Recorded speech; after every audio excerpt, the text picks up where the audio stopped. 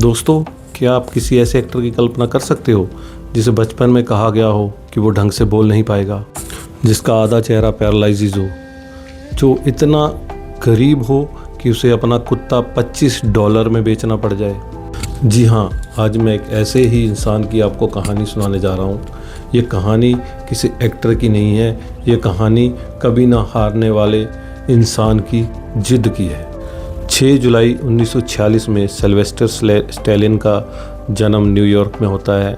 New York में जन्म के दौरान कुछ मेडिकल गलती की वजह से उनके चेहरे की नस कट जाती है, जिससे उनकी ज़बान तुतलाने लगती है और चेहरे का नीचे का भाग भी थोड़ा टेढ़ा हो जाता है। बचपन में स्कूल में बच्चे उनका मजाक उड़ाते थे और टीचर भी उनके बारे में यही कहते थे कि ये बच्चा अपनी ज़िंदगी में कुछ नहीं कर सकता।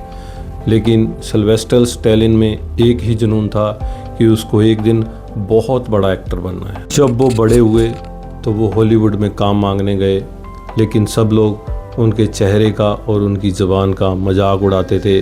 उनको हर ऑडिशन से लात मार के भगाया जाता था। ऐसे दर्जनों ऑडिशन देने के बाद भी उनको हॉलीवुड में कोई काम नहीं मिला। एक वक्त ऐसा भी आया जब उनके पास खाने के लिए पैसे नहीं थे। उन्हें न्यू जर्सी के बस स्टेशन पे 3 दिन तक सोना पड़ा।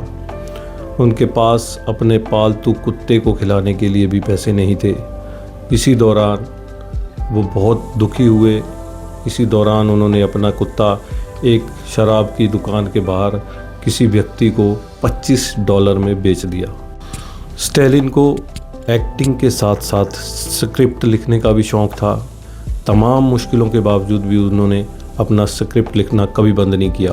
एक दिन उन्होंने टीवी पे मोहम्मद अली और चक वेपनर का रेसलिंग मैच देखा।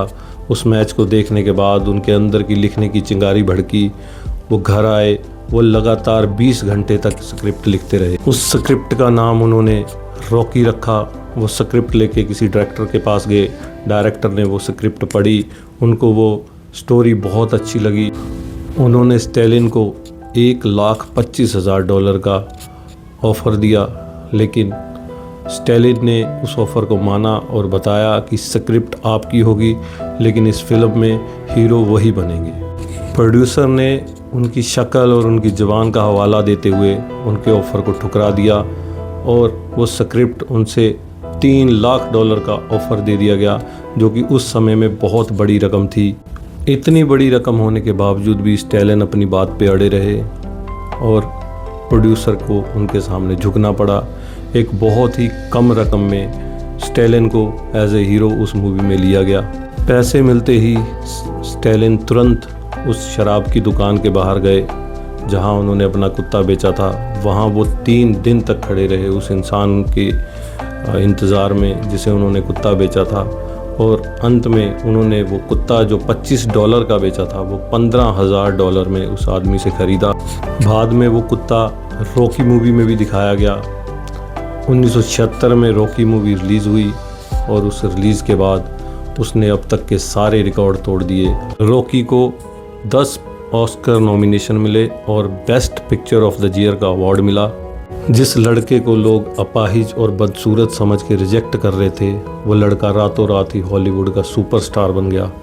दोस्तों, रॉकी मूवी का एक बहुत ही फेमस डायलॉग है, ये मायने नहीं रखता कि आप कितना ज़ोर से मार सकते हो, मायने ये रखता है कि आप कितनी मार खा के खुद को आगे बढ़ता रख सकते हो, और इसी से ही जीत हासिल होती है। तो दोस्तों, अगर आप भी अपनी ज़िंदगी में रिजेक्शन से गुज़र रहे हो, लोग आपकी कमियों का मजाक बना रहे हैं, तो सिल्वेस्टर स्टैलिन की ये कहानी याद रखना।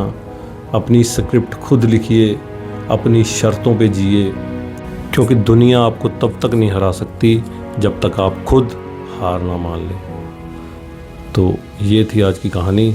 तो अगर आप लोगों ने मेरा चैनल अभी तक सब्सक्राइब नहीं किया है तो प्लीज़ इसे सब्सक्राइब कर लें।